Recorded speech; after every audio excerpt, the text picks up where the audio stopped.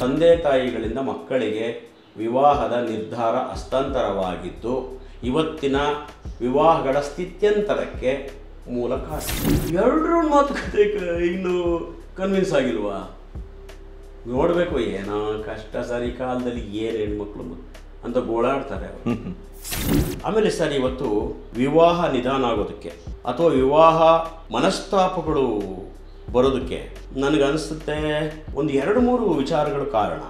ಅದಕ್ಕೆ ತಂದೆ ತಾಯಿಗಳು ಕೊರಗ್ತಾರೆ. ಎಲ್ಲ ಮಾತುಕತೆ ಮುಗಿದೋಗಿತ್ತು, ನಾವು ಒಪ್ಪಿದ್ವಿ, ಅವರು ಒಪ್ಪಿದ್ವಿ, ಬೀಗರು ಓಕೆ ಅಂದಿದ್ರು, ಅವರು ಚೆನ್ನಾಗಿದ್ದಾರೆ, ಎಲ್ಲ ಚೆನ್ನಾಗಿದ್ದಾರೆ, ಈ ಮದುವೆ ಯಾಕೆ ಕ್ಯಾನ್ಸಲ್ ಆಯಿತು ಅಂತ.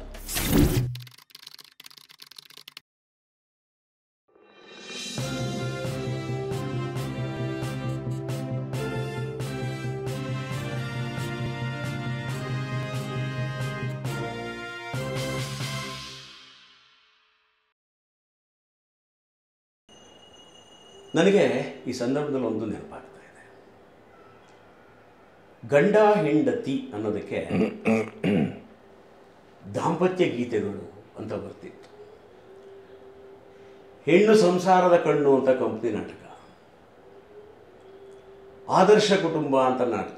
ದಾಂಪತ್ಯದ ಬಗ್ಗೆನೇ ಒಂದು ಲಹರಿ ಸರ್ ನಮ್ಮ ಸುತ್ತಮುತ್ತ.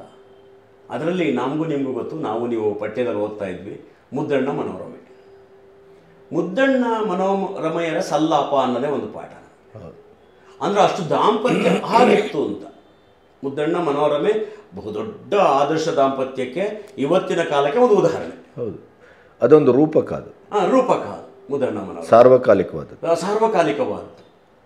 ಮತ್ತು ನಮ್ಮ ನರಸಿಂಹಸ್ವಾಮಿ ಅವರ ದಾಂಪತ್ಯ ಗೀತೆಗಳು ಹೇಳ್ತಾರೆ. ಅವರ ಒಂದು ಪ್ರೇಮ ಇದು ನರಸಿಂಹಸ್ವಾಮಿಯವರು. ಹೆಂಡತಿಯೊಬ್ಬಳು ಮನೆಯೊಳಗಿದ್ದರೆ ನನಗದು ಕೋಟಿ ರೂಪಾಯಿ, ಹೆಂಡತಿಯೊಬ್ಬಳು ಹತ್ತಿರ ಇದ್ದರೆ ನಾನು ಒಬ್ಬ ಸಿಪಾಯಿ. ಈಗ ಉಲ್ಟಾಗ್ಬಿಟ್ಟಿದೆ.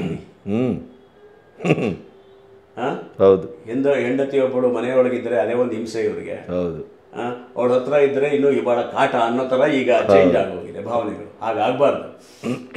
ಮುದ್ದಣ್ಣ ಮನೋರಮೆ ಅಂದ ತಕ್ಷಣ ನಮ್ಗೆ ಸಣ್ಣ ಒಂದು ಇದು ನೆನಪಾಯಿತು. ಮುದ್ದಣ್ಣ ಮನೋರಮೆ ಸಲ್ಲಾಪ ನಡೆಸ್ತಾ ಇರ್ತಾರೆ. ಮನೋರಮೆಗೆ ಒಂದು ಸ್ವಲ್ಪ ಗಂಡನ ದುಡಿಮೆ ಬಗ್ಗೆ ಅಸಮಾಧಾನ ಇರುತ್ತೆ. ಆಗ ಮನೋರಮೆಗೆ ಒಂದು ಇದು ನೆನಪಾಗುತ್ತೆ. ಯಾರು ಋಷಿಗಳು ಮಂತ್ರ ದೀಕ್ಷೆ ಮಾಡಿದ್ರೆ ಆ ಮಂತ್ರ ದೀಕ್ಷೆ ಯೋಗದಿಂದ ಶ್ರೀಮಂತರಾಗ್ಬೋದಂತೆ ಅಂತ. ನೀವು ಯಾಕೆ ಯಾರು ಗುರುಗಳನ್ನ ಹಿಡಿದು ಒಂದು ಮಂತ್ರ ದೀಕ್ಷೆ ತಗೊಂಡು ಅದನ್ನು ಬಳಸಿ ಪ್ರಯೋಗ ಪಡಿ ನಾವು ಶ್ರೀಮಂತರಾಗ್ಬೋದು, ಎಷ್ಟೇ ದಿನ ಈ ಗುಡಿಸಲು ಈ ಥರ ಮನೆಯೊಳಗೆ ಇರೋದು ಅಂತ. ನಾನು ಆಗಲೇ ಮಂತ್ರ ದೀಕ್ಷೆ ತೊಗೊಂಡಿದ್ದೀನಿ. ಇವ್ರಿಗೆ ಆಶ್ಚರ್ಯ ಆಯಿತು. ಮಂತ್ರ ದೀಕ್ಷೆ ತೊಗೊಂಡಿದ್ದೀರಾ? ಏನು ಮಂತ್ರ ಅದು? ಹೇಳ್ತೀನಿ, ಬಹಳ ಒಳ್ಳೆ ಮಂತ್ರ. ಇವತ್ತು ನಾನು ನೀನು ಇಷ್ಟೊಂದು ನೆಮ್ಮದಿಯಾಗಿದ್ದೀವಿ ಅನ್ನೋದಕ್ಕೆ ಕಾರಣ ಆ ಮಂತ್ರ ದೀಕ್ಷೆಯೇ ಕಾರಣ ಅಂತ. ಅಯ್ಯೋ, ಏನು ಮಂತ್ರ ಹೇಳ್ರಿ ಆತುರ ಮನೋರಮೆಗೆ. ಆಗ ಮುದ್ದಣ್ಣ ಹೇಳಂತ, ಇನ್ನೇನಿಲ್ಲ ಮಂತ್ರ, ಬಹಳ ಸುಲಭವಾದ ಮಂತ್ರ, ಭವತೇ ಭಿಕ್ಷಾಂದೇಹಿ. ಮನೋರಮೆ, ಇದು ಒಂದು ಮಂತ್ರನ? ಮನೆ ಮುಂದೆ ಹೋಗಿ ಭಿಕ್ಷೆಗೆ ಹೇಳೋದು, ಅವ್ರು ಕೊಟ್ಟದ್ದು ಇಸ್ಕೊಂಬರೋದು, ಇದೂ ಮಂತ್ರನ ಅಂತ.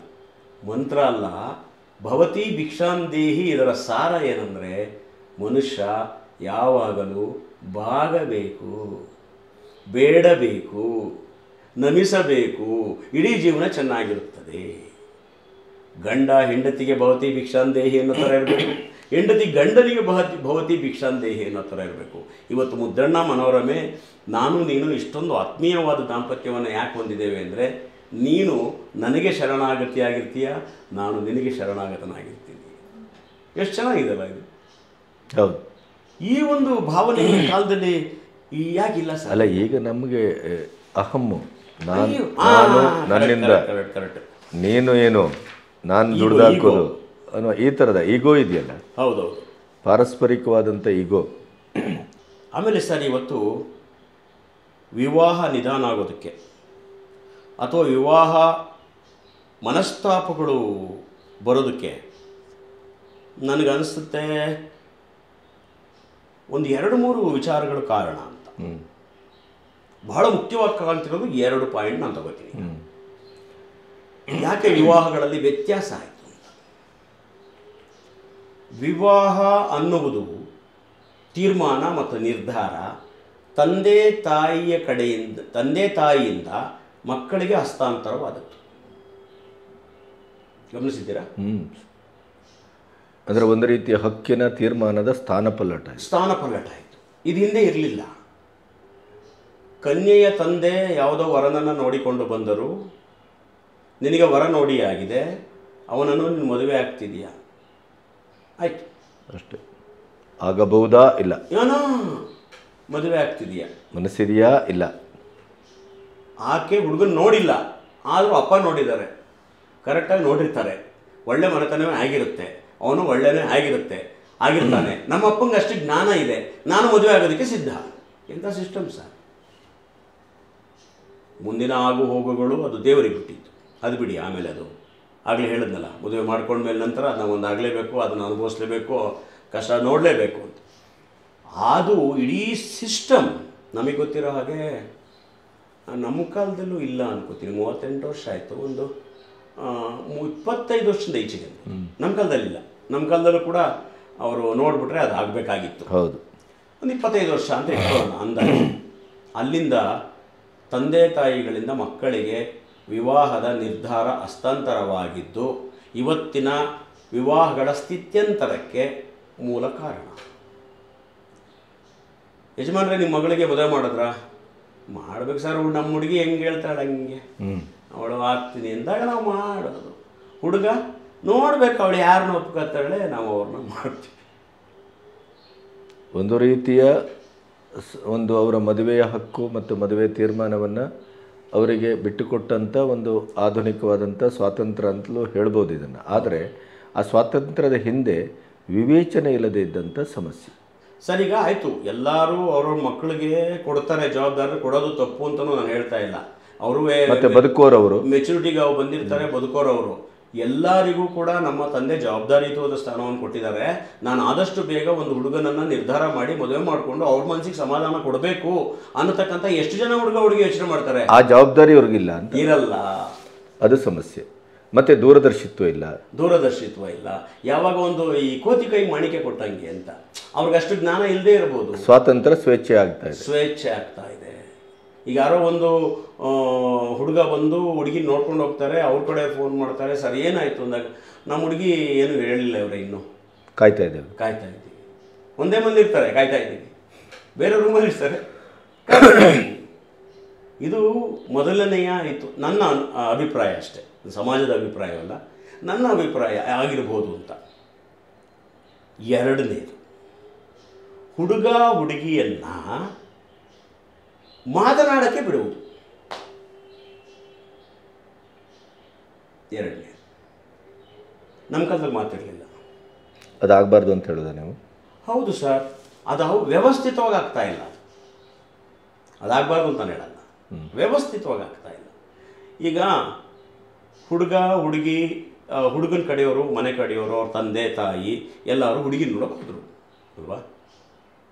ಅವರ ಮಾತುಕತೆಯ ನಡುವೆ ಹುಡುಗ ಹುಡುಗಿಯ ಮಾತುಕತೆಯನ್ನು ಮುಗಿಸಿ ಸಮಕ್ಷಮದಲ್ಲಿ ಅಥವಾ ಆ ಮನೆಯಿಂದ ಸ್ವಲ್ಪ ಪಕ್ಕದಲ್ಲಿ, ಅವ್ರ ಮನೆಯ ಬೇರೆ ಅಂಗಳದಲ್ಲಿ ಮುಗಿಬೇಕು. ಇಲ್ಲೇನಾಗ್ತಿದೆ, ಆಚೆಗಿನ ಭೇಟಿ ಇದೆಯಲ್ಲ, ನಾವು ಯಾವುದಾದ್ರು ಕಾಫಿ ಡೇನಲ್ಲಿ ಮಾತಾಡ್ಕೊಳ್ಳೋಣ, ಯಾವುದಾದ್ರು ಪಾರ್ಕಲ್ಲಿ ಮಾತಾಡ್ಕೊಳ್ಳೋಣ, ಅದರ ಆಚೆ ಹೋಗೋದಿದ್ರೆ ಡೇಟಿಂಗು ಹೋಗೋಣ, ಎಲ್ಲ ಲಾಂಗ್ ಡ್ರೈವ್ ಹೋಗ್ತಾ ಮಾತಾಡೋಣ.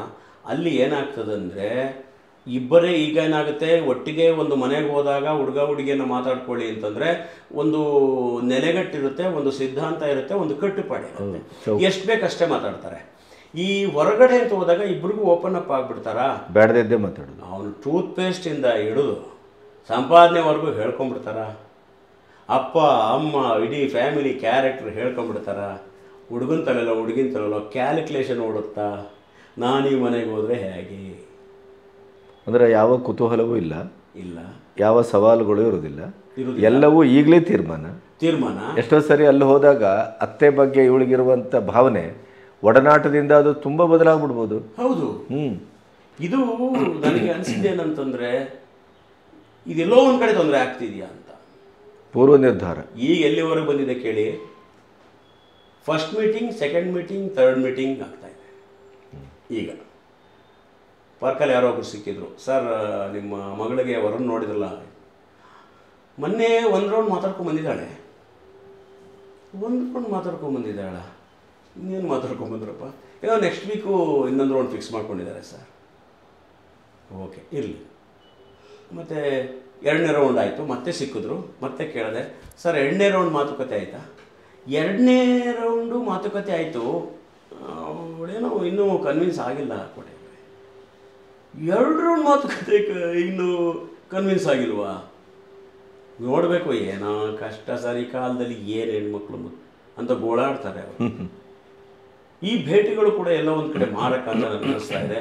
ಅಲ್ಲಿ ಹೇಳಬಾರದ್ದು ಎಲ್ಲದನ್ನು ಹೇಳ್ಬಿಡ್ತಾರೇನೋ, ಅಥವಾ ಹಂಚ್ಕೋಬಾರ್ದಂಥ ವಿಷಯಗಳನ್ನು ನೋಡಿ. ಮದುವೆ ಅಂದರೆ ಕೆಲವು ಗೌಪ್ಯ ಇದೆ, ಎಲ್ಲನೂ ಹಂಚ್ಕೊಂಡ್ಬಿಡ್ತಾರೇನೋ, ಅದ್ರ ಬಗ್ಗೆ ಅವರು ಕ್ಯಾಲ್ಕುಲೇಷನ್ ಶುರು ಮಾಡ್ತಾರೇನೋ, ಹುಡುಗ ಆಗಲಿ ಹುಡುಗಿ ಆಗಲಿ.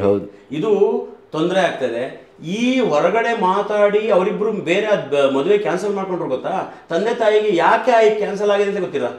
ಅದು ನಿಮಗೆಲ್ಲ ಗೊತ್ತಾಗೋದಿಲ್ಲ ಅಂತ, ನಿಮಗೆಲ್ಲ ಗೊತ್ತಾಗೋದಿಲ್ಲ, ಅಥವಾ ಏನೋ ಮಾತಾಡ್ಕೊಂಡು ಹೊಟ್ಟೆಲಿ ಹುಡುಗ ಬೇಡ, ಹೌದು ಹೊಟ್ಟೆಲಿ ಹುಡುಗಿ ಬೇಡ, ಯಾಕೆ ಅಂತ ಕೇಳಬೇಡಿ, ಕೇಳಬೇಡಿ. ಒಟ್ಟಾರೆ ನಮಗೆ ಮದುವೆ ಆಗಿ ಬದುಕಲಿಕ್ಕೆ ಆಗೋದಿಲ್ಲ. ಹಾಂ, ಆಗ ತಂದೆ ತಾಯಿ ಶೂನ್ಯ, ಏನಪ್ಪ ಮಾಡೋದು? ಈ ಎಲ್ಲ ವ್ಯವಸ್ಥೆಗಳು ಕೂಡ ಇವತ್ತಿನ ಮದುವೆಗೆ ತೊಂದರೆ ಆಗ್ತಿದೆ ಅಂತ ನನ್ನ ಭಾವನೆ. ಈ ಕೆಲವು ವಿಚಾರಗಳು ನಾನು ಹೇಳ್ತೀನಿ ಅಂದರೆ 50% ಮಾತಾಡ್ಬೇಕು ಸರ್. 50% ವಿವಾಹ ನಂತರ ಬಿಟ್ಬಿಡ್ಬೇಕು, ಏನೋ ಒಂದಾಗತ್ತೆ, ಕಾಲಕ್ಕೆ ಬಿಟ್ಬಿಡ್ಬೇಕು. ಆಮೇಲೆ ಅದನ್ನು ಹೊಂದಾಣಿಕೆ ಮಾಡಿಕೊಂಡು ಹೋದರೆ ವಿವಾಹದಲ್ಲಿ ತೊಂದರೆ ಬರೋಲ್ಲ. ಅದಕ್ಕೆ ತಂದೆ ತಾಯಿಗಳು ಕೊರಗ್ತಾರೆ. ಎಲ್ಲ ಮಾತುಕತೆ ಮುಗಿದೋಗಿತ್ತು, ನಾವು ಒಪ್ಪಿದ್ವಿ, ಅವರು ಒಪ್ಪಿದ್ವಿ, ಬೀಗರು ಓಕೆ ಅಂದಿದ್ರು, ಅವರು ಚೆನ್ನಾಗಿದ್ದಾರೆ, ಎಲ್ಲ ಚೆನ್ನಾಗಿದ್ದಾರೆ, ಈ ಮದುವೆ ಯಾಕೆ ಕ್ಯಾನ್ಸಲ್ ಆಯಿತು ಅಂತ. ಅದಕ್ಕೆ ನಾನು ಹೇಳೋದೇನೆಂದರೆ, ನಮ್ಮ ವಿವಾಹ ಹೊಂದಾಣಿಕೆಯಲ್ಲಿ ಸುಮಾರು ಕೂಟಗಳು ಬರುತ್ತೆ. ಗ್ರಹ ಮೈತ್ರ ಕೂಟ, ಸ್ತ್ರೀ ದೀರ್ಘಕೂಟ, ಮಹೇಂದ್ರ ಕೂಟ, ವಶ್ಯಕೂಟ, ಯೋನಿ ಕೂಟ, ಎಲ್ಲ ಕೂಟಗಳು ಬರುತ್ತೆ. ಅದೆಲ್ಲದಕ್ಕಿಂತ ನನಗೆ ಬಹಳ ಮುಖ್ಯ ಅಂತ ಹೇಳೋದಂದರೆ ಮನೋಕೂಟ. ಅದು ಮ್ಯಾಚ್ ಆದರೆ ಈ ಎಲ್ಲ ಕೂಟಗಳನ್ನು ಒಂದು ಸ್ವಲ್ಪ ಬದಿಗಿಡಬಹುದು ಅಥವಾ ಹೊಂದಿಸಿಕೊಳ್ಳಬಹುದು. ಈ ಒಂದು ಇದನ್ನು ನಮ್ಮವರು ಮಾಡಬೇಕು. ಅದನ್ನು ಎಷ್ಟು ಮಟ್ಟಿಗೆ ಮಾಡ್ಕೋತಾರೆ, ಅದನ್ನು ನೋಡ್ತಾರೆ ಅನ್ನೋದನ್ನು ಈಗ ನಾವು ನಿಮಗೆ ಒಂದು ಕುಂಡಲಿಯನ್ನು ತೋರಿಸ್ತೀನಿ. ಅಲ್ಲಿ ಯಾವ್ಯಾವ ರೀತಿಯ ಹೊಂದಾಣಿಕೆ ಮತ್ತು ಗ್ರಹಗಳ ಸಂಯೋಗ, ಗ್ರಹಗಳ ಮಿಲನ, ಗ್ರಹಗಳ ದೃಷ್ಟಿ ಇದ್ದರೆ ಕುಟುಂಬದಲ್ಲಿ ಸಾಮರಸ್ಯ ಬರುತ್ತೆ ಅಥವಾ ವ್ಯತ್ಯಾಸ ಬರುತ್ತೆ ಅನ್ನೋದನ್ನು ನೋಡೋಣ.